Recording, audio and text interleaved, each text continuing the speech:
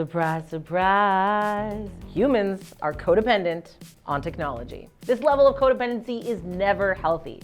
It makes us complacent, gives us a false sense of security, and pushes us to take more risks, convinced that tech will never fail us. Well, fortunately, that's not always the case. Whether it's a careless employee accidentally convincing an entire state that World War III has started, or a GPS urging a person that it's safe to drive into the ocean, yes, the ocean, studies have shown that we place far too much trust in tech. Let's look at some epic tech fails, and hopefully we can learn a thing or two along the way. Picture this. You're sitting on a beach eating pineapple when suddenly you receive an alert that a missile is incoming. This happened in Hawaii in 2018, and the cause of the alarm wasn't an enemy attack. It was a state emergency management worker pushing the wrong button and sending out a false warning during a ballistic missile alert drill. Crazy! That's right, human error caused an entire state to duck, cover, and wait for a missile to fall. It took them 38 minutes to rescind the alert. What did you do when you found out that it was a fake missile test? Then I got pissed off and heads rolled. Afterward, there was a lot of concern from Canadians about what systems we had in place.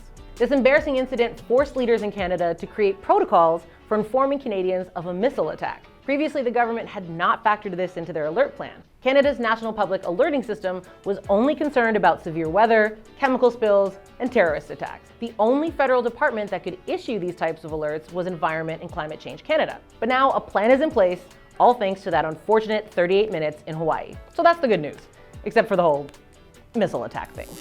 Human error in the tech age is something I'm sure we all could have predicted, but technology doesn't get off scot-free. In some places, it's not even weird to drive next to a car with an empty driver's seat. Yes, self-driving cars are out here, and with no human behind the wheel, what could go wrong? In San Francisco, driverless taxis have been causing traffic jams and chaos. There are just certain times when a human driver is needed, like when a driverless taxi was hit by an emergency vehicle. Though the car went through a green light, it didn't recognize the need to pull over. Despite the current shortcomings of this technology, self-driving cars are hailed as potentially being safer than cars with human drivers. According to a national US survey of police-reported crashes, 9 out of 10 are due to human error. However, according to a study from the Insurance Institute for Highway Safety, they estimate that only 1/3 of those would be avoided by self-driving machines. Another study showed that human rideshare drivers had a crash rate of 50.5 crashes per million miles, CPMM, while self-driving cars had a crash rate of 23 CPMM. And they also found that accidents involving human drivers caused more injuries and fatalities. While the safety data certainly is impressive, it seems like there's still a way to go before this technology can catch up to our complicated road safety needs. GPS has also caused a new wave of problems for drivers, and I love these. A 23-year-old Canadian woman followed her GPS right into a boat launch, and the car's momentum carried it past the shore where it sunk. Luckily, the woman escaped unharmed out the window. Then there was an incident in Australia where a GPS convinced 3 Japanese tourists to continue on a gravel road that eventually became thick mud, where they got stuck just as the tide was rising. Bad combo, right? They had to abandon their car and suffer the embarrassment of internet infamy for their blunder. Research shows that our reliance on GPS has made us mediocre wayfinders. The problem with following a GPS, besides, potentially ending up in the ocean, is that it doesn't allow us to visualize the whole map, because generally, we're just following each step of the direction. It's the recreation and memorization of that map in your brain that allows you to get from point A to B with a new route, because you have an idea of where everything is located in relation to one another. Some experiments show that this type of navigation involves activity in the anterior hippocampus, which is the area of the brain that helps create new memories. Some studies also show that people relying on GPS were less immersed in their drive and the scenery around them. So if you want to strengthen that part of your brain, maybe consider breaking out the 90s style map once in a while. If we can learn anything from GPS fails, it's that we can't stop developing basic skills like navigation just because we believe a machine knows what's best. Let's veer off the road and look at some tech fails that happened inside the home thanks to one of our favorite virtual assistants, Alexa. We accept that Alexa is always eavesdropping on our conversations, our arguments, and even our yelling at reality shows. What we don't expect is for it to record us complaining about a colleague and then send the recording to a person on our contact list. Yes, that happened. In 2018, a Portland couple's Echo device woke up thinking it heard a word that sounded like Alexa. Somehow, it confused the next part of the conversation as a send message request and interpreted something said as a name that matched one in the contact list. You can probably guess what happened next. It sent the message.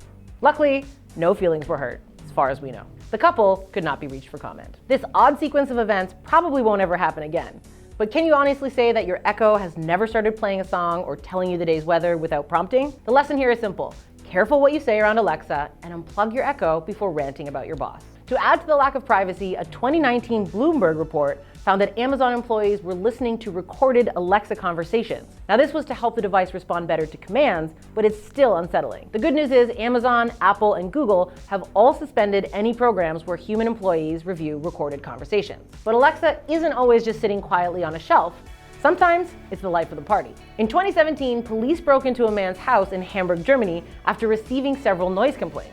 Upon entering the house, they didn't find drunk guests dancing and hanging from a chandelier. The place was empty.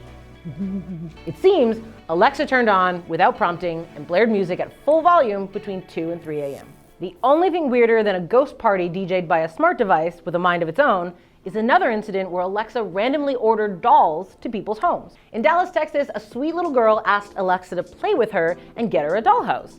We always want our devices to comply, especially with simple requests. And that's exactly what happened. Alexa ordered a pretty spectacular dollhouse and 4 pounds of sugar cookies for the tyke.